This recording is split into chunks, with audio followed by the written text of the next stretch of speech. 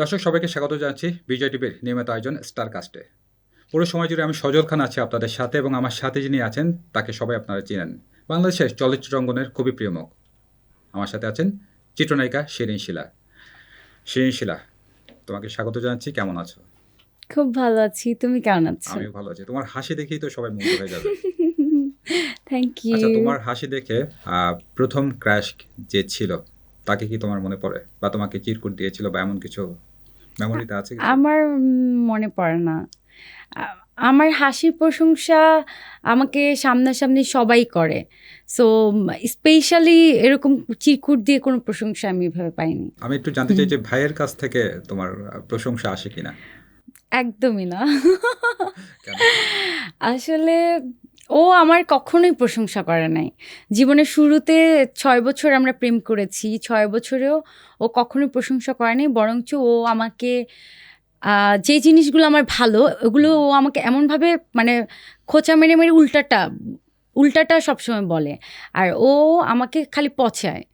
আছে না যে মানুষ প্রশংসা করে মন মানে জয় তোমাকে করার জন্য। ডিমোটিভেট করে এমন কিছু? হ্যাঁ, ও অলওয়েজ আমাকে ডিমোটিভেট করে। আমার কোনো কাজে সে প্রশংসা করবে না, বরঞ্চ ও আমাকে খালি খোঁচা মারে আর উল্টাটা বলে। যেহেতু শোবিজের অঙ্গনের মানুষ, তুমি অনেক বছর কাজ করছো, ২০১৪ সাল থেকে শুরু, লম্বা একটা জার্নি। কেমন লাগছে আসলে? কি মনে হয় পারফেক্ট সিদ্ধান্ত ছিল? আমার কাছে মনে হয় পারফেক্ট সিদ্ধান্ত ছিল। কারণ আমার অবস্থানে আমি যতটুকু জায়গা পর্যন্ত আসতে পেরেছি, এটা আমি অনেক লাকি মনে করি নিজেকে, যে আলহামদুলিল্লাহ। তারপরেও আমাদের বর্তমান ইন্ডাস্ট্রিটা তো তুমি জানো যে কিরকম। আমি সেই আগের সোনালী যুগটা পাইনি। সেই যুগটা যদি আমি পেতাম তাহলে হয়তোবা আরও বেটার কিছু হতে পারতাম। সো এখনকার আমাদের সময়টা, এটা তো অনেক কম্পিটিশনের যুগ।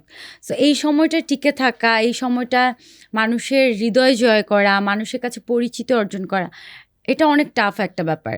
আর এখন বর্তমানে জায়গাটা ইজি হয়ে গেছে। এখন মানুষ টিকটক করে ফেসবুকের অনেক মাধ্যমে, ওয়ে আছে। হ্যাঁ, ফেসবুকের মাধ্যমে সবাই মানে পরিচিতি অর্জন করে। কিন্তু আমরা যেভাবে অভিনয় করে অর্জন করেছি, অভিনয়ের মাধ্যমে যেভাবে আমরা পরিচিতি অর্জন করেছি, এটা আমাদের জন্য অনেক টাফ একটা জায়গা ছিল। তো আমার কাছে মনে হয় এই জায়গাটায় এসে এখনও যে আমি টিকে আছি, এই যে মানুষের ভালোবাসা অর্জন করেছি, এই জন্য আমি সো লাকি। প্রথম ক্যামেরার সামনে দাঁড়ানোর অভিজ্ঞতাটা কেমন ছিল? আমার মনে আছে যে আমি ফার্স্ট আমার হিটম্যান চলচ্চিত্রের জন্য আমি ক্যামেরার সামনে দাঁড়াই। আমার প্রথম ছবিতে সাকিব ভাইয়া ছিল, আর অপু দিদি ছিল, আমি ছিলাম। আমার প্যারালাল কাস্টিং ছিল। সো আমার প্রথম ছবি, সবাই আমাকে নিয়ে ভরসা পাচ্ছিল না যে আমি অভিনয় করতে পারবো কি পারবো না। আর শাকিব খানের মতো এত বড় একটা স্টারের সাথে, আর তারপর ঈদের একটা বিগ বাজেটের সিনেমা ছিল হিটম্যান চলচ্চিত্র। ঈদের রিলিজ হবে ওটা, ২০১৪ সালের রোজার ঈদের ছবি। সো সবাই কনফিউজ ছিল যে শিরিন শিলা নতুন একটা মেয়ে, ও কি পারবে অভিনয় করতে। তো আমার একটা গান ছিল, আইটেম গান, দেখ নাও রুশিয়া। সো ওই গানে আমি শুটিংয়ের সময় আমার পারফরমেন্স দেখে সবাই শুধু আমাকে বলতেছিল যে তোমার এর আগে কোনো ছবি করছো, তোমার এর আগে কোনো সিনেমা আছে? বলছি না, আমার এটা প্রথম ছবি। বলে একটা নতুন মেয়ে কীভাবে একদম প্রফেশনাল আর্টিস্টদের মতো এক্সপ্রেশন দিচ্ছে। মানে আমি একদম পুরো নায়িকাদের মতো করে এক্সপ্রেশন দিচ্ছিলাম। মনে হচ্ছিলো যে আমার অনেক দিনের এক্সপিরিয়েন্স। আসলে তা না, আমি একদমই নতুন ছিলাম। কিন্তু একদম ক্যামেরা দেখলে না, আমার কেন যেন অভিনয়টা ভিতর থেকে চলে আসে। তোমার এই যে শোবিজ ক্যারিয়ার, সবচেয়ে বড় ত্যাগ কি ছিল? আমার শোবিজ ক্যারিয়ারে কোনো ত্যাগ ছিল না। আমি খুবই ইজি ওয়েতে, আমি আল্লাহর রহমতে খুব ভালো অবস্থানে আসতে পেরেছি। একটা ত্যাগ ছিল, আমার জীবনে প্রথম ছবি আমি সাইনিং করেছিলাম মোহাম্মদ হোসেন ভাইয়ার ঘরে। উনি আমাকে ২ বছর কন্ট্যাক্ট করিয়েছিলেন। ওইটা আমার জীবনের সবথেকে বড় ধাক্কা, আর ওইটা থেকে আজকে আমার জীবনের চ্যালেঞ্জ। হ্যাঁ, তো ওই ছবি থেকে, প্রথম ছবি সাইনিং, প্রথম ছবি থেকে আমাকে বাদ দেওয়া হয়।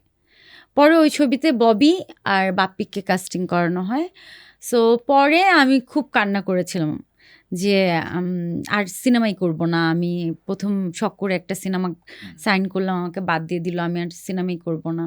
তো আমাকে পরে ওয়াজেদ আলী সুমন ভাইয়ের ছবিতে হিটম্যানে আমাকে নেওয়া হয়। বলে যে তুমি তো একদম নতুন মেয়ে, তোমাকে নিয়ে সবাই সাহস পাচ্ছে না যে তুমি আদৌ অভিনয় করতে পারবা কি পারবা না। এরকম তো অনেক নায়িকা আসে কিন্তু কেউ টিকে থাকতে পারে না, এই ইন্ডাস্ট্রিতে টিকে থাকা অনেক কঠিন। সো তুমি প্যারালাল কাস্টিং হিসেবে সাইন করো, তুমি আগে দেখি তোমার অভিনয় কীরকম, যদি ভালো করো দেখবা যে তোমার আরও অনেক কাজের অফার আসতেছে। তো অনেকভাবে আমাকে বুঝাইছে যে আরেকটা ব্যাপার হচ্ছে অন্য 10টা হিরোর ছবি যতটুকু না চলে, শাকিব খানের ছবি সব থেকে বেশি চলে। তো আমাকে এমনভাবে মোটিভেট করলো যে শাকিব খানের সিনেমা ঈদের রিলিজ হচ্ছে, অনেক মানুষ দেখবে, তুমি এই ছবিটা করো। তো আমি পরে সাইন করলাম। ওটা থেকে আল্লাহর রহমতে আমার অভিনয় দেখে, আমার কাজের দক্ষতা দেখে সবাই আমাকে নক করলো। এরপর আল্লাহর রহমতে একের পর এক ছবি সাইন করেছি, কাজ করেছি। তারপর তো আমি যখন সিনেমায় আসছি, এই আস্তে আস্তে তখন সিনেমার অবস্থা খারাপ হতে থাকলো। এখন আমি তোমাকে কাজে দেখছি না অনেকদিন যাবত, মানে কি কারণে কাজ থেকে দূরে আছো কেন? আমি কাজ করছি কিন্তু খুব বেছে বেছে কাজ করছি। আগে যেমন অহরহ কাজ করতাম, আম, যে কোনো ছবি আসলে সাইন করে ফেলতাম, গল্প চিন্তা করতাম না, ক্যারেক্টার চিন্তা করতাম না। মনে করতাম যে না, আমাকে ব্যস্ত থাকতে হবে, অনেক ছবির সংখ্যা বাড়াতে হবে, সিনেমার সংখ্যা বাড়ানোর জন্য সিনেমা করতাম, কাজ করতাম। কিন্তু এখন আমার কাছে মনে হয় আমার বেঁচে থাকার জন্য কিছু কাজ করতে হবে, যেগুলো দিয়ে আমি মানুষের কাছে বলতে পারবো যে না, আমার একটা ভালো কাজ আছে, ভালো সিনেমা আছে। আর এখন তো ইন্ডাস্ট্রিতে অত ভালো সিনেমা তৈরি হচ্ছে না। এখন যেগুলো আমি দেখতেছি, অত বিগ বাজেটের কোনো সিনেমাও নাই, অত ভালো কোনো মুভিও নাই, যা হচ্ছে অ্যাভারেজ কোনো রকম হচ্ছে ইন্ডাস্ট্রিতে কাজ। তো আমি চাই ভালো কিছু করতে, যার জন্য আমি বেছে বেছে কাজ করছি। বিয়ের পরে কাজ কমে যায় অনেকে বলে, অভিনেত্রীদেরকে কাজে নিতে চায় না, আসলে কি? একদমই না। আমার সব থেকে গুড লাক কি জানো, আমি এত বছরে যতগুলো সিনেমা করেছি, আমার একটাও সরকারি অনুদানের ছবি আমার কেরিয়ারে আসে নাই। আমি জাস্ট বিয়ে করলাম, আমার বিয়ের 2 মাস পরে আমি সরকারি অনুদানের ছবি সাইন করেছি। এটা আমি বলবো যে সো লাকি, বা আমার এটা গুড লাক যে আমার বিয়ের পরে সরকারি অনুদানের ছবি, তাও আবার সরকার পতনের পরে, 5ই আগস্টের পরে সরকার পতন হয়েছে, নতুন আমাদের যেই সরকার আছে এই আমলে এসে সরকারি অনুদানের ছবি আমি সাইনিং করেছি। আর আল্লাহর রহমতে অলরেডি সিনেমা শেষ আমাদের, এটা এখন মুক্তির অপেক্ষায় আছে। যেহেতু সংসারের কথাই বললে যে যখন বেবি আসে, তখন তো আরও কাজ অনেকেই বলে যে কমে যায়, হয়তো অনেক বছর তার একটা সময় লাগে ওখান থেকে আবার ব্যাক করতে। আমি যখন বাচ্চা কাছে নিব, তখন তো আমি ব্যাক করার চিন্তাই করব না। আমার তখন আর একটা মানুষের জীবনে আর কত দরকার ক্যামেরার সামনে কাজ করার। আল্লাহর রহমতে তো একটা বয়সের পরে আমার ইচ্ছেও নাই কাজ করার। সো যখন বাচ্চা কাচ্চা হবে, সংসার মনোযোগ দিব, তখন আর ক্যামেরাতে ব্যাক করার আমার একদম ইচ্ছে নাই। এখন আমি ছোট মানুষ, মাত্র নতুন বিয়ে করেছি, এখনও মনে হচ্ছে যে না, ওই যে সোনালী জগতের এই এই ফিলটা এখনও মনের মধ্যে, দিল্লিকে লাড্ডু লাড্ডু ফুটে, মাঝে মাঝে মনে হয় যে একটু কাজ টাজ করি, তো শখ করে করে করি। সো যখন আমি একদমই মন দিয়ে ফেলবো সংসারে, তখন একদম আর ক্যামেরার সামনে কাজ করার কোনো ইচ্ছে নেই। আরও তোমার সাথে আড্ডা হবে, তবে নিচ্ছি ছোট্ট একটি বিরতি।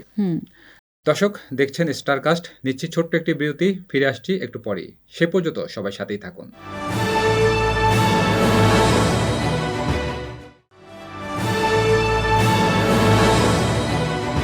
দর্শক আরও একবার স্বাগত জানাচ্ছি স্টারকাস্টে। পুরো সময় জুড়ে আমি সজল খান আছি আপনাদের সাথে, এবং আমার সাথে আছে চিত্রনায়িকা শিরিন শিলা। শিলা, যে কথা হচ্ছিল তোমার সংসার নিয়ে, এখন একটু আবার ভাইয়ের প্রসঙ্গে যেতে চাচ্ছি। ভাই তোমার হাতের রান্না কি খেয়েছে? খেয়েছি খুব কম। আমি আসলে লজ্জার ব্যাপার, তাও বলতে হয়। আমি রান্নাবান্না একদমই জানি না, বা জানতাম না। এখন একটু একটু একটু একটু করে শিখছি। তো ইউটিউবে দেখে দেখে আমি অনেক কিছু ট্রাই করি বাসায়, যেমন মুরগি মাংস, গরুর মাংস, এগুলো রান্না করেছি। ও আমাকে ডিমোটিভেট করে, কখনো বলে না যে ভালো হয়েছে। আছে না যে আমি একটু রান্নাটা যদি মজা না হয়, মানুষ উৎসাহ দেয় যে না ভালো রান্না করছো, মজা হয়েছে, তাহলে কিন্তু আরও করতে ভালো লাগে। ও বলে কি রান্না করছো, লবণ বেশি হয়েছে, এই ঝাল বেশি হয়েছে, এই মজা হয় নাই, হয়েছে কোনো রকম মোটামুটি, এরকম বলে। ও আমাকে 6 বছর ধরেই ওর এরকমই অ্যাটিটিউড। এটা নট অনলি মি, আমার জন্য না, ও সবার সাথে এরকমই করে। ও ওর বন্ধু বান্ধবকে পচায়, ওর ফ্রেন্ডদেরকে এরকম ডিমোটিভেট করে কথা বলে, পিঞ্চ মেরে মেরে কথা বলে, এটা ওর অ্যাটিটিউড। সো আমি এটা জানি যে ও যা বলে এটা মন থেকে বলে না। সেটা এখন তোমার ক্ষেত্রেও আমার হয়েছে? ক্ষেত্র। সো শুরুতে অনেক ঝগড়া হতো আমাদের যে আমি কি তোমার বন্ধু লাগি, তুমি আমার সাথে কেন এরকম বিহেভ করো, তো তুমি বন্ধুদের সাথে করবে, আমার সাথে কেন করো। তারপর অনেক সময় দেখা গেল আমি যদি বলি, ধরো আজকে আমি এই ড্রেসটা পরেছি, আমি ওকে বললাম যে এটা পরবো না, আবার অন্যটা পরবো হুম। না, আগেরটাই ভালো ছিল, এরকম বুঝছো, আমাকে কনফিউজড করে দেয় ও। আবার ও যখন ড্রেস আপ পরবে, ধরো আমাকে বললো আজকে কি পরে বেরোবো, কি পরে বেরোবো, ধর আমি বললাম এই স্যুটটা পরে বের হও, আচ্ছা। লাইক তোমাকে দিয়ে বুঝাই, তুমি আমাকে জিজ্ঞাসা করলা যে শিলা আজকে কি পরে বেরোবো, আমি বললাম যে এই স্যুটটা পরো, এই স্যুটটা ভালো লাগবে, দূর এই স্যুট ভালো না, এই স্যুট পুরান হয়ে গেছে, হ্যান ত্যান, আবার ঘুরে ফিরে এটাই সে পরবে, কিন্তু তার আগে সে কথা পেঁচাবে আমাকে, বুঝছে, আরও 10টা কথা পেঁচায় তারপর এটাই পরবে সে, আমি জানি। আচ্ছা, মানুষ যেমন তার জীবন সঙ্গী চায় তেমন কি আসলে পায়? আমার কাছে মনে হয় পৃথিবীতে কেউ কারো মনের মতো হয় না, মনের মতো করে নিতে হয়। সো আল্লাহ কখনোই কাউকে একদম পারফেক্ট করে পৃথিবীতে পাঠায় না। ধরো আমি যেরকমটা চাই এরকমটা কিন্তু আমি পাবো না। আমি আমার মতো করে আমার যেটা ভালো লাগে আমি তাকে শিখাবো, আমার যেটা অপছন্দ এটা আমি শিখাবো, তাকে জানাবো। এইভাবে কিন্তু ধীরে ধীরে মানুষ চেঞ্জ হয়। সো আমার কাছে মনে হয় কেউই পারফেক্ট না, পারফেক্ট করে নিতে হয়, মনের মতো করে নিতে হয়। তুমি বলতে চাচ্ছ স্যাক্রিফাইস, কম্প্রোমাইজ বা হ্যাঁ, হ্যাঁ, অ্যাডজাস্ট হ্যাঁ, করে নাও এটাই। স্যাক্রিফাইস করতে হয়, কম্প্রোমাইজ করতে হয়। আমি অনেক কিছু স্যাক্রিফাইস করি, আবার ও অনেক কিছু স্যাক্রিফাইস করে। দেখা গেল ওর যে জিনিসটা ভালো লাগছে সেটা আমার ভালো লাগছে না। তখন ও স্যাক্রিফাইস করে এই জিনিসটা। তো এইভাবেই আমাদের অ্যাডজাস্টমেন্ট হয়। আবার একটু কাজের প্রসঙ্গে যাই। এমন কোনো চরিত্র আছে তোমার এই ক্যারিয়ারে যেটা হচ্ছে তোমাকে ভিতর থেকে বদলে দিয়েছে অনেকটাই? আমি একটা ছবি করেছি 'নদীর জলে শাপলা ভাসে'। এই ছবিটা এখনো রিলিজ হয়নি। কিন্তু এই ছবিতে আমি সর্বপ্রথম মা চরিত্রে অভিনয় করেছিলাম। আচ্ছা। মানে আমার ক্যারিয়ারে তো সব আমি নায়িকা হয়েছি। এই প্রথম আমি একটা সিনেমা করেছিলাম, যে ছবিতে আমার একটা ৭-৮ বছরের বাচ্চা থাকে, আমি বাচ্চার মা থাকি। সো এই ছবিটা করতে গিয়ে আমি অনেক কিছু ফিল করেছি। সো আম ছবিটা খুবই দুর্দান্ত, খুবই সুন্দর একটা গল্প। আমার কাছে মনে হয় ছবিটা রিলিজ হলে এটা আমাদের কেরিয়ার ইন্ডাস্ট্রির জন্য অনেক প্লাস পয়েন্ট হবে। আর এই ছবির হিরো ছিল আনিসুর রহমান মিলন ভাইয়া। তো মিলন ভাইয়া খুবই দুর্দান্ত একজন অভিনেতা। ভাইয়ার সাথে কাজ করে আমি অনেক কিছুই শিখেছি। আর আমাদের এই ছবিটা পিছিয়ে গেছে, আমাদের ছবির প্রযোজকটা মারা গেছে। আচ্ছা। ছবির প্রযোজক মারা যাওয়ার জন্য আমাদের ছবিটা এখনো রিলিজ হচ্ছে না। নাহলে আরও ২ বছর আগে রিলিজ হয়ে যেত। অনেক চিত্রনায়িকাদেরকে জিজ্ঞেস করলে বলে যে আমি শাকিব খানের সাথে অভিনয় করতে চাই। হুম। কি মনে হয় এই কথাটা আসলে বলার কারণটা কি? আমার জীবনে ১ম এই তো আমি শাকিব ভাইয়ের সাথে কাজ করেছি। আমার ফার্স্ট সিনেমা। তো যদিও প্যারালাল কাস্টিং ছিল, কিন্তু সিনেমাতে তো শাকিব ভাই ছিল। হ্যাঁ, তো শাকিব ভাইয়ের সাথে কিন্তু আমার কাজ হয়েছে। এরপরেও আরও ছবি করার কথা ছিল। তো ব্যাটে বলে মিলে নাই। হয়তোবা প্রযোজকের ফল্ট ছিল বা ডিরেক্টর ফল্ট ছিল বা শাকিব ভাইয়ের স্ক্রিপ্ট পছন্দ হয় নাই। এরকম অনেক কিছু মিলে আমাদের প্রজেক্টগুলো শেষ হয়ে গেছে। তারপর আমি হয়তোবা সিরিয়াস ছিলাম না, বা শাকিব ভাইও অন্য নায়িকা নিয়ে তখন কাজ স্টার্ট করে দিছে। এরকম অনেক বিষয় ছিল। তো আমি জানি না, ম্যান টু ম্যান ভ্যারি করে, কিন্তু শাকিব খানের সাথে সিনেমা করার এটা সব নায়িকাদেরই একটা ড্রিম থাকে। আর শাকিব ভাইয়ের সাথে যদি বলে না একটা তাল গাছও যদি থাকে ওইটাও ভাইরাল হয়ে যায়, মানে ওইটাও ফেমাসে চলে আসে। সো শাকিব ভাইয়ের সাথে যে কাজ করবে তারই একটা নেম ফেম চলে আসে, এই জন্য। শিরিন শিলাকে নিয়ে আসলে সবচেয়ে বড় গুজব কোনটি ছিল? অনেক গুজব হয়েছে। আমাকে নিয়ে কয়দিন পরপরই গুজব হয়। আমি এই যে মাঝখানে ৫ই আগস্টের পরে সরকার পতন হলো না? তখন অনেকে বলল যে আমি নাকি ইন্ডিয়া পালিয়ে গিয়েছি, আমি নাকি বিদেশে পালিয়ে গিয়েছি। এরকম অনেক গুজব নিউজ হয়েছে। তারপর অনেক নেতাদের সাথেও আমার সম্পর্কে জড়িয়ে দেওয়া হয়েছে। তারপর মাঝখানে এই যে পরীমণিকে অ্যারেস্ট করলো। পরীমণি অ্যারেস্টের পরে পরীমণির বাসায় তো অনেক হলো না, যে র্যাবরা গেল, র্যাবরা গিয়ে করলো। তখন গুজব হয়েছে যে নেক্সট টার্গেট শিরিন শিলা। আচ্ছা। নেক্সট টার্গেট আমার বাসায় নাকি র্যাব যাবে, এরকম সাংবাদিকদের কাছে তথ্য গেছে। এরকম অনেক গুজব হয় আমাকে নিয়ে, অনেক গুজব হয়েছে। তা আমি নিজেই জানি না যে কেন এইগুলো হয়। সেই সময়টা আসলে তোমার কেমন কাটে? আমি প্রথমে ছড়ানো হয় হ্যাঁ, আমি প্রথমে কোনো মানে অস্বাভাবিক নিউজ দেখলে, মানে যেটা আমি করি নাই, সেটা দেখলে আমার খুবই হাসি পায়। আমি এত হাস্যকর মনে হয় আমার কাছে যে এগুলো মানুষ কই থেকে বানায়, এই নিউজগুলো মানুষ কই থেকে পায়। প্রথমে খুবই হাসতে হাসতে পরে কান্না করে দিই। মানে কান্না করে দিই এই জন্য, যখন আমি দেখি ফ্যামিলি থেকে অনেকে আমাকে নিউজগুলো পাঠায়, আমার আম্মু ঘাবড়ে যাচ্ছে, আমার কাছে এগুলো একদম ডেম কেয়ার। কারণ আমি নায়িকা, আমাকে নিয়ে অনেক কিছু লেখালেখি হয়, সো আমি এগুলো একদমই কেয়ার করি না। চিত্রনায়িকারা বা অভিনেত্রীদেরকে আমরা দেখি যে দুবাই ভ্রমণ করছেন বা ব্র্যান্ড নিউ গাড়ি কিনছেন, বাংলাদেশে এসে আইফোন সবচেয়ে আপডেট ভার্সনটা নিচ্ছেন। অনেকেই বলেন যে আসলে কি দুবাইতে হয়তো তাদের কোনো প্রেমিক আছে। আই ডোন্ট নো, আমার দুবাইয়ের ভিসাও নাই, আমি দুবাইয়ে যাইও না, আমার দুবাইয়ের কোনো আপডেটও নাই। বরঞ্চ অনেককেই দেখি দুবাই যাচ্ছে, কিন্তু এখন তো গত 2-3 বছর ধরে দুবাইয়ের ভিসা সম্পূর্ণ বন্ধ, কোনো ট্যুরিস্টও যেতে পারে না দুবাইয়ে। তো আমি জানি না ওনার কিভাবে যাচ্ছে বা কিভাবে কি। সো আমার হাজব্যান্ডের মেন বিজনেস কিন্তু দুবাই। হ্যাঁ, তো আমার শ্বশুরবাড়ির ফ্যামিলি ম্যাক্সিমামই দুবাই থাকে। আমার হাজব্যান্ডের আপন বোন দুলাভাই, ওনাদের দুবাই থাকে, ওনাদের বাচ্চারা দুবাই পড়াশোনা করে, ওদের জন্ম দুবাই হয়েছে। দুলাভাইয়ের দুবাই বিজনেস, তাদের হিউজ বিজনেস, ওরা ওখানে ভিলা টিলা সব কিছু আছে। সো আমাকে এতবার ইনভাইট করেছে, আমার বিয়ের পর হানিমুনের জন্য যেতে পারি না আমি দুবাই। সো আমার তখন মানে কি বলবো, অনেকে যায়, আমি দেখি, আমারও যাওয়ার ইচ্ছা। যাক, এটা এক ধরনের সমালোচনা। আমাদের জীবনে চলার পথে তো অনেক সমালোচনা হয়। সমালোচনা নিয়ে একটু কথা হবে, তবে ছোট্ট একটি বিরতির পরে। দর্শক দেখছেন স্টারকাস্ট, আমার সাথে আছে চিত্রনায়িকা শিরিন শিলা। আর মজার সব আড্ডা নিয়ে একটু পরেই ফিরবো। সে পর্যন্ত সবাই সাথেই থাকুন।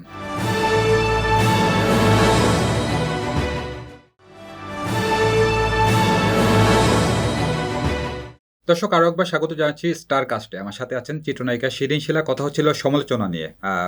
সমালোচনার বিষয়টি আর কি একটু জানা যাচ্ছে যে সমালোচনা মানুষকে তো অনেকে ভেঙে দেয়, অনেকে শক্ত করে। তোমাকে আসলে বিষয়টি তুমি কিভাবে দেখো? তোমাকে কি আসলে স্ট্রং করে? সমালোচনা আমাকে অনেক বেশি স্ট্রং করে। আমি যখনই দেখি আমাকে নিয়ে সমালোচনা হচ্ছে, তারপরে থেকে আমি আরও সচেতন হয়ে যাই। আমার কাছে মনে হয় যে এই ভুল আর করা যাবে না, যে কারণে আমাকে নিয়ে সমালোচনা হচ্ছে, এই কাজটা আমি আর জীবনেও করব না। তখন আমি আবার ওই পথে না চলে আমি অন্য পথের থেকে হাঁটি। তো আমার জীবনে যদি কোনো ভুল করে থাকি, সেই ভুল থেকে মানুষ শিক্ষা গ্রহণ করে না, ঠিক সেমভাবে। সোশ্যাল মিডিয়াতে অনেকেই ট্রলিং এর শিকার হয়। আর আবার একটু সোশ্যাল মিডিয়ায় যাচ্ছে, কারণ হচ্ছে যে সামাজিক যোগাযোগ মাধ্যমে তো এখন তারকারা বেশি অ্যাক্টিভ। যখন সোশ্যাল মিডিয়ায় ট্রলিং হচ্ছে বা এই সমস্ত জিনিস তোমার পরিবার দেখছে, সবকিছু মিলিয়ে এই সময়টা তুমি আসলে কিভাবে অতিবাহিত করো বা কিভাবে নিজেকে কামব্যাক করো? সোশ্যাল মিডিয়ায় যখন আমাকে নিয়ে নেগেটিভ কোনো নিউজ হয় বা বিভ্রান্তিমূলক কোনো তথ্য প্রকাশ করা হয়, যে কাজটা আমি করিনি, তখন আমার খুবই হাস্যকর মনে হয়। আমি প্রথমে খুবই হাসি, কারণ এটা আমি করি নাই। তো আমার খুবই হাসি পায় যে এই নিউজটা কোথা থেকে পাইলো, এটা তো আমার সাথে যায় না, আমি তো এটা করিই নাই, এটা পুরোটাই মিথ্যা। তখন আমি আরও স্ট্রং হই যে কেউ তো তথ্য প্রমাণ দিতে পারবে না, কারণ আমি জানি এটা আমি করি নাই। তো তারপর আমি একটু চুপচাপ থাকি। আমি জানি যে আজকে নিউজ হয়েছে, কালকে সবাই ভুলে যাবে, কারণ বাংলাদেশ হচ্ছে গুজবের দেশ। যে 2 দিন পর পর গুজব হয়, গুজব হওয়ার পর মানুষ আবার নতুন গুজব আসবে, মানে নিজের সাথে হ্যাঁ আবার নতুন গুজব আসবে, আবার মানুষ ভুলে যাবে। সো আমি এরকম গুজব মনে করে আমি হেসে উড়াই দিই, আমি এটাকে মাথায় নিই না। পুরো জার্নিতে পরিবার বলো বা কেরিয়ার, কোনো আফসোস আছে কিনা? আফসোস তো অবশ্যই আছে, একটা আফসোস আছে যে আমার আল্লাহর রহমতে আমার যে গ্ল্যামার, আমার যে সৌন্দর্য, বা আমি যতটুকু দক্ষতা নিয়ে আল্লাহর রহমতে পথ চলছি, বা আমি এ পর্যন্ত যে কয়টা সিনেমা করেছি, আমার কাজের প্রশংসা কিন্তু সবাই করেছে। বিশেষ করে আমার নাচের প্রশংসা, আমার অভিনয়ের প্রশংসা, বড় বড় পরিচালকরা যখন আমার প্রশংসা করে, আমার অভিনয়ের প্রশংসা করে, তখন মনে হয় যে না, আমার আরও ভালো কিছু করা দরকার, বা আমি আরও ভালো কিছু ডিজার্ভ করি। তখন একটা আফসোস থেকে যায় যে আমি কেন আজকে এই অবস্থানে, কেন আমার তো আরও বেটার পজিশন থাকার কথা ছিল। তো তখন মনে হয় যে আমার এই সোনালী যুগটা, আমি এখনকার যুগটা, মানে সেই সোনালী যুগটা কেন হলো না। অনেকে বয়স হয়ে গেলে কি করবে আগেই ভেবে রাখে, আর শিরিন শিলা যখন বয়স হয়ে যাবে কি করবে আসলে? জানি না, বয়স হওয়ার পরে কি করব, এত কিছু এখন ভাবি নাই। অনেকে ভাবে অবশ্যই না যে আমি দেশের বাইরে চলে যাব বা সেখানেই আমার শেষ জীবন কাটাবো। আমার তেমন কোনো প্ল্যান নেই। আমি চাই আমি দেশে থাকি বা দেশের বাইরে থাকি, যেখানেই থাকি না কেন, আমার ছোট্ট একটা সুখের সংসার থাকবে, পাখির বাসার মতো ছোট্ট একটা সুখের সংসার থাকবে। এখানে আমি আমার বাচ্চাদের, আমার হাজব্যান্ড, আমার সবাইকে নিয়ে আমি খুব সুখে একটা মানে সংসার সাজাবো, অনেক ভালো থাকবো, আমার বাচ্চাদের একটা ফিউচার হবে, তারা নাতি নাতনি হবে, তাদের বিয়ে হবে, নাতি নাতনি দেখবো, তাদেরকে নিয়ে খেলা করব। মানে আমার মা যেরকম নাতি নাতনিদেরকে নিয়ে আছে, আমিও আমার নাতি নাতনিদেরকে নিয়ে খেলবো, তাদেরকে নিয়ে সুন্দর একটা সময় পার করব, এরকম চিন্তা ভাবনা। এতে যেটা আমি বেশি হ্যাঁ, কিছু চাই না এই জীবনে। আমার অনেক বেশি কিছু, আমার কোনো চাওয়া পাওয়া নেই। আমি কখনোই অনেক বেশি কিছু আমার নাই। আমার হাজব্যান্ডের কাছেও আমার চাহিদা খুবই সামান্য। আমি আল্লাহর রহমতে আমার কাছে মনে হয় যে আমি যতটুকু ইনকাম করেছি, আমি সেটা দিয়ে আমার নিজের শখ পূরণ করার মতো আমার অ্যাবিলিটি আছে। একজন স্টার হওয়ার জন্য আসলে কি দরকার, কোন বিষয়টা অবশ্যই দরকার? আহ, একজন স্টার হতে গেলে সর্বপ্রথম ডেডিকেশন দরকার, কাজের প্রতি শ্রদ্ধা দরকার, টাইম মেনটেন করা খুব ইম্পর্ট্যান্ট। আর হচ্ছে একজন মানে স্টার তো অনেক ক্ষেত্রেই হয়। যদি আমি অভিনয়ের ক্ষেত্রে বলি, ফার্স্ট অফ অল হচ্ছে তাকে অভিনয় জানতে হবে, অভিনয়ের কোয়ালিটিটা থাকতে হবে। তারপর হচ্ছে তোমাকে কাজের জায়গায় শ্রদ্ধা থাকতে হবে। যদি তোমার কাজের জায়গায় শ্রদ্ধা থাকে, তোমার একদম ইন্টেনশনই থাকে না আমি এই জায়গায় কিছু একটা হতে চাই, কিছু একটা করতে চাই, তখন সে যতই যাই হোক সে পারবে করতে। নায়িকারা যেহেতু দেখলাম যে অনেকেই দেশের বাইরে থেকে শপিংয়ে যায়, ঈদের কেনাকাটা, এটার কারণটা কি? আমি ঈদে তো বাংলাদেশ থেকে কিনেই শেষ করতে পারি না, দেশের বাইরে তো স্বপ্নের ব্যাপার। আমি কখনো দেশের বাইরে থেকে ঈদের জন্য শপিং করিনি। শিলা, স্টার কাস্টে সময় দেওয়ার জন্য ধন্যবাদ। দর্শকদের উদ্দেশ্যে কিছু বলার আছে কিনা? থ্যাংক ইউ সো মাচ স্টারকাস্টকে যে এত সুন্দর একটা প্রোগ্রামে আমাকে ইনভাইট করেছেন।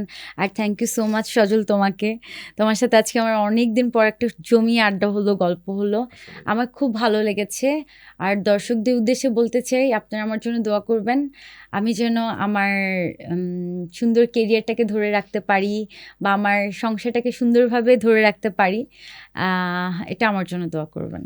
শিলা, তোমার জন্য শুভকামনা রইল। দর্শক, এতক্ষণ দেখছিলেন স্টার কাস্ট, আমার সাথে ছিলেন চিত্রনায়িকা শিলা। আগামী এপিসোডে নতুন করুন তার সাথে আমি থাকবো। সে পর্যন্ত সবাই ভালো থাকবেন, সুস্থ থাকবেন।